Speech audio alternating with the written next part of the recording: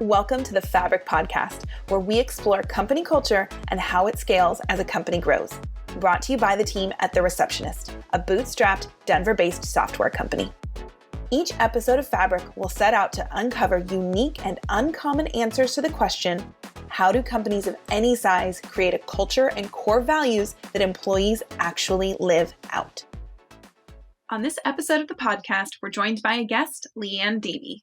Liane is a consultant, speaker, and author, and she calls herself a teamwork doctor. She talks to us about the idea of respectful conflict at work and how to handle what she refers to as tension in productive ways.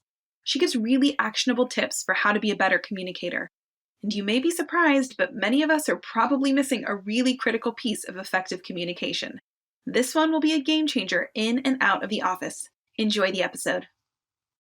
Well, I'm so excited to have a guest on today. Liane, welcome to the show. Thanks, Sarah. I'm glad to be here. Absolutely. So let's start with sharing a little bit about yourself and your work.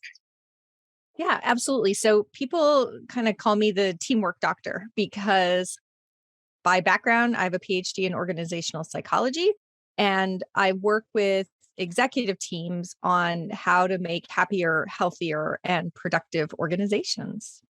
I love that. And that's such a good phrase, teamwork doctor. But dive in a little bit more and tell us kind of what that actually means. Yeah, absolutely. So it means that when we need to accomplish things together, which is pretty much everything we do these days, it's challenging and it's hard to get aligned. It's hard to get to a shared set of priorities. It's hard to deal with personalities and different styles.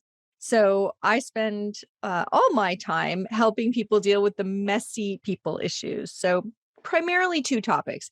How do we get clear on what's the most important work that we can be paying attention to and what do we need to do?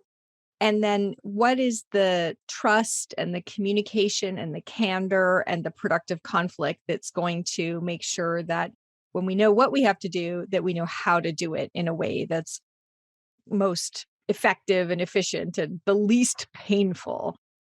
So I work with executive teams. I work with, groups of leaders. And then my writing and my speaking is to really take these messages to everybody in the organization to help them make work a more meaningful part of their lives because, we all deserve that. We deserve to have that 8 or 10 or 12 hours a day be a positive contribution to our lives.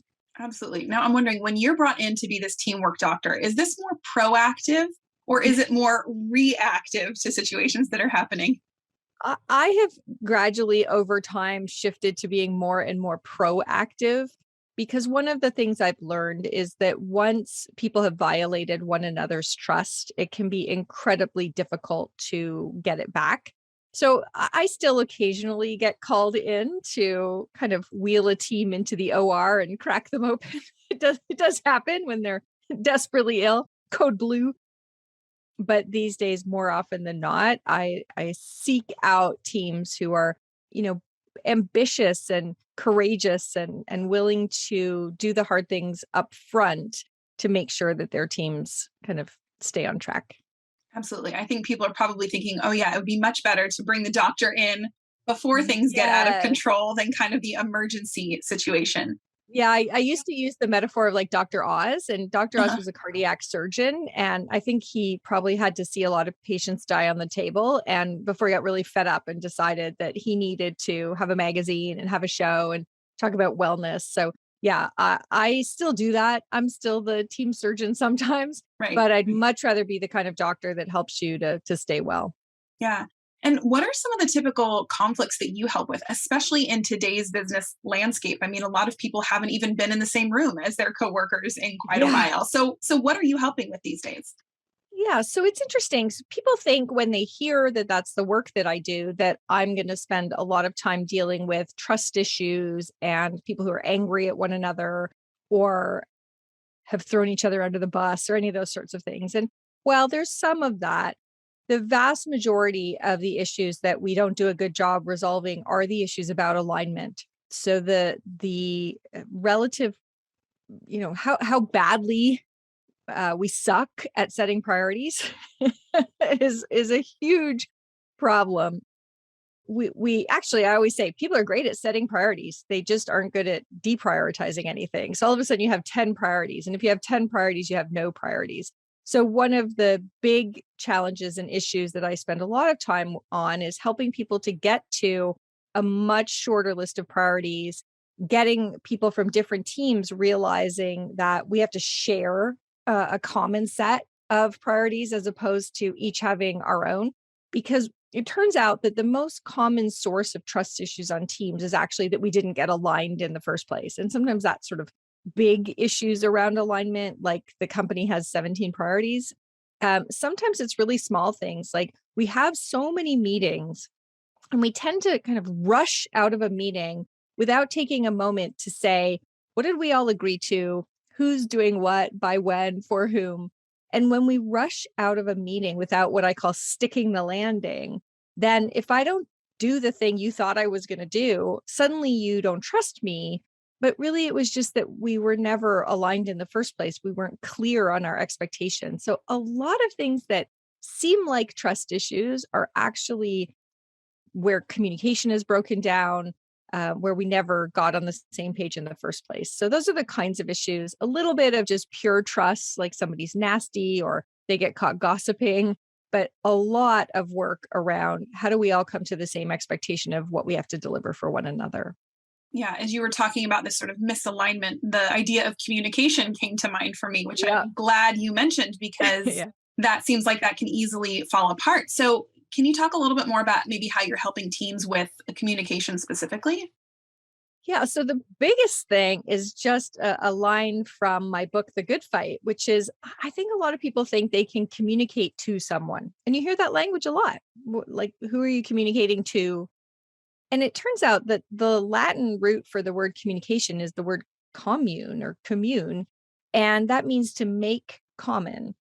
And so telling people, helping them understand that it's not possible to communicate to someone. By definition, you cannot make common with yourself. That's the sound of one hand clapping. You can only communicate with someone. Communication is a two-way street. So you can send an email and check off something on your to-do list thinking that you've communicated, but you have not communicated. You have transmitted a message. And just that very thought, when I say that to people, they just kind of go, whoa. Like, I often think I've communicated when I've transmitted, but really, if I haven't made common yet, if we haven't both, done enough testing to realize we're at the same place, we have a shared expectation, then we haven't actually communicated. So there's a lot of work you can do just helping people. I work a lot on listening skills. That's a big piece.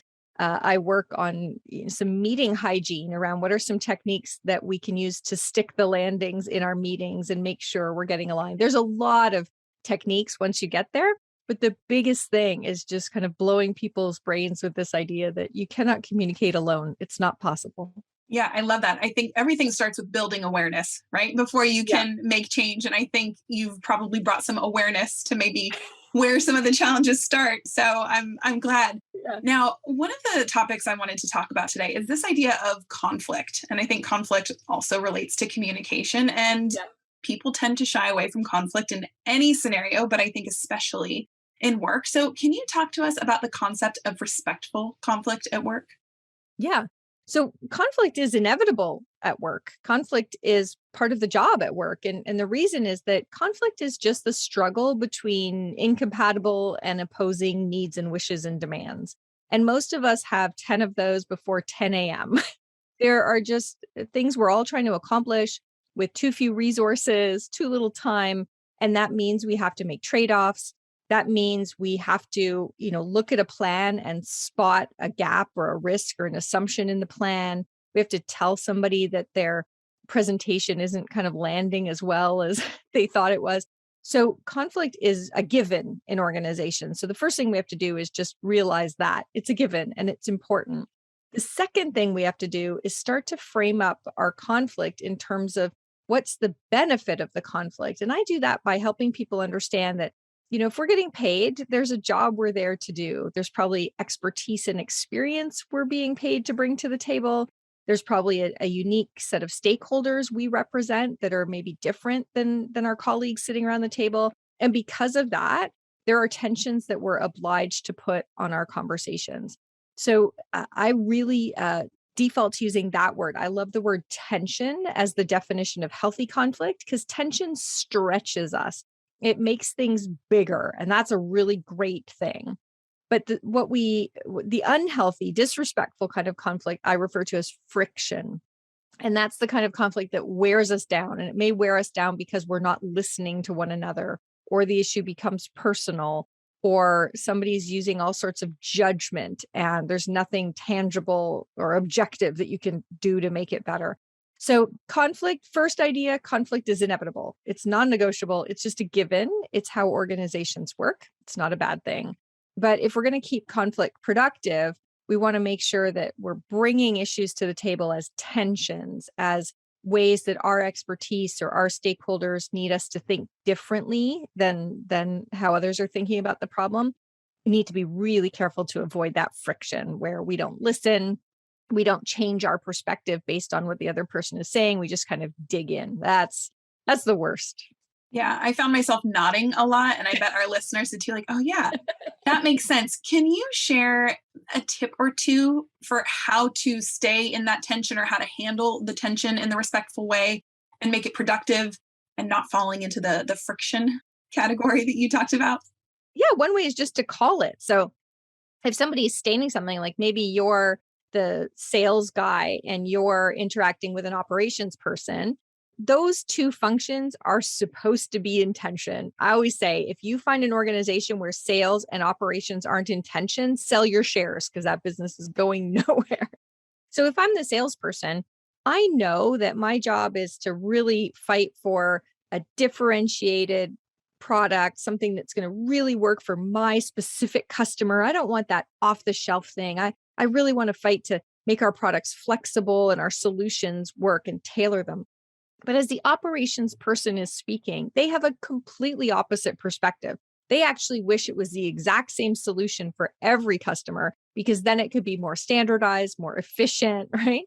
And so one of the things I can do is I can just highlight that. So when I say that I think we need to introduce a new line, the reason I'm saying that is I'm really thinking about how many of our smaller grocery retailers we're not serving with the kinds of packages we do for the big box stores. So right then and there, you've raised the issue, not as you're wrong, but as here's how I'm thinking about it. You're actually calling out how your stakeholder is a little bit different. And if you really want to make it productive, how could we optimize a solution that kind of works for not just our big box customers, but our small customers? But I know it's important that we also don't add so much cost or the need to have all new packaging on the line. So, where could we go with that? And when you bring tension to the conversation in a way like that, that's calling out where you're coming from, that's recognizing in advance that the other person is going to have a different perspective, and when you're kind of encouraging them as allies to problem solve with you, most people don't even recognize this as conflict. It feels like problem solving, and that's how you know you're doing it right. I love that. And I think, we all have these challenges that we face. And if you look at it as problem solving, that's a great way to approach it. But if someone is struggling within their team, is there a place that they can usually start with to help resolve or work through this? Like, is there a standard place to kind of begin working through this? Yeah, I tend to believe in authenticity and vulnerability. So if that's the case, if say you're struggling with one person on the team, I would use an email to give them a heads up and say, I'm really struggling. I wasn't sure how to interpret your comments during the meeting this morning, and I'd love a few minutes to chat. So it's really helpful to give somebody a heads up that you want to talk to them.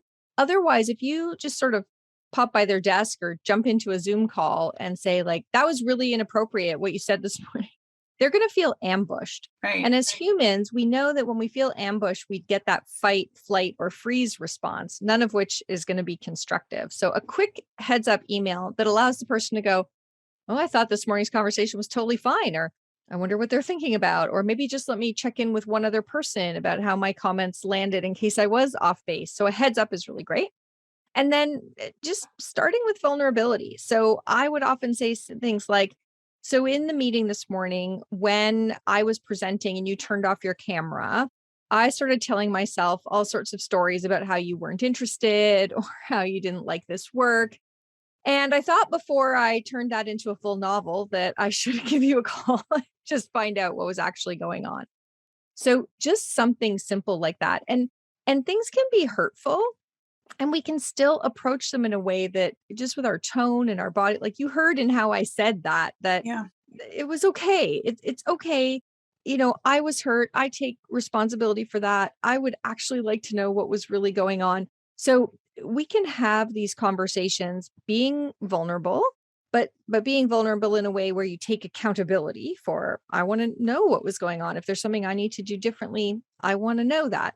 So that heads up, then, going first and talking objectively about what the person did, talking subjectively about how that landed with you, then inviting them into a dialogue.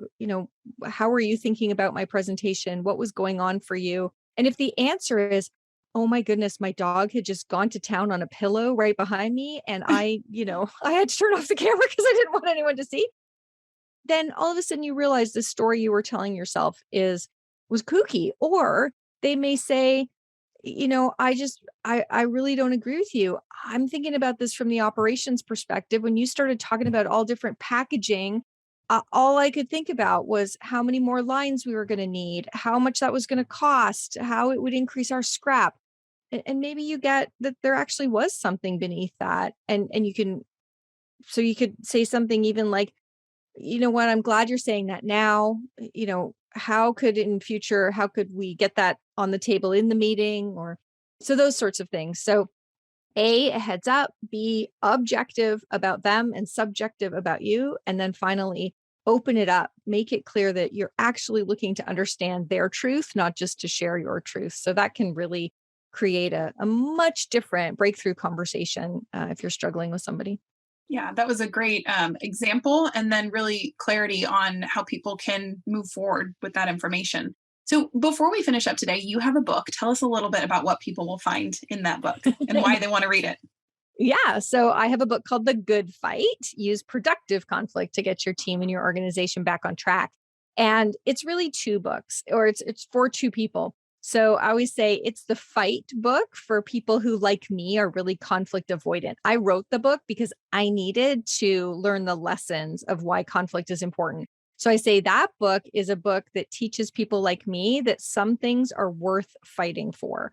And it helps you understand your own baggage about conflict. It helps you get a new and healthier mindset. It helps you build your skills. The other book is the good book, which is that some people love a fight, but they don't have a good fight. They just love the conflict. They love the thrill of the debate and the gotcha and the touche. And they don't understand the collateral damage that kind of unhealthy conflict is having on their team and probably on their reputation. So for those people, this is a book that teaches you don't need to know the value of conflict. You already know that, but you need the skills of having conflict constructively. And you need the third section, which is called the conflict habit, which is how we learn to make our conflict much, much, much lower impact by making it higher frequency. So it's two books in one. But everyone says it reads like, somebody commented on LinkedIn last week, it's like surprisingly entertaining. So that made me feel good. There's a spoonful of sugar to help the medicine go down. Absolutely. Well, you've shared a lot of great information today, and obviously your book would be a fantastic resource for probably just about anyone listening. So any final thoughts that you want our listeners to take away today? Yeah, I think that communication one is probably the one that if you started applying that as soon as you finished listening to, with your colleagues, with your manager, with your partner, with your teenagers, you would realize, whoa, there are so many times that I am, pretending, kidding myself that I've communicated when really we haven't gotten to this point of making the issue common. And things will get much, much, much better when you go through a few extra rounds to make sure you get there. Well, great, Liane. So much actionable information that you shared with us today. So thank you so much for joining us. Oh, my pleasure, Sarah. Thanks so much for the opportunity. Thank you again to Liane Davey for joining us on the show. For more information on her book, The Good Fight, and to watch a recording of the episode, visit us at thereceptionist.com.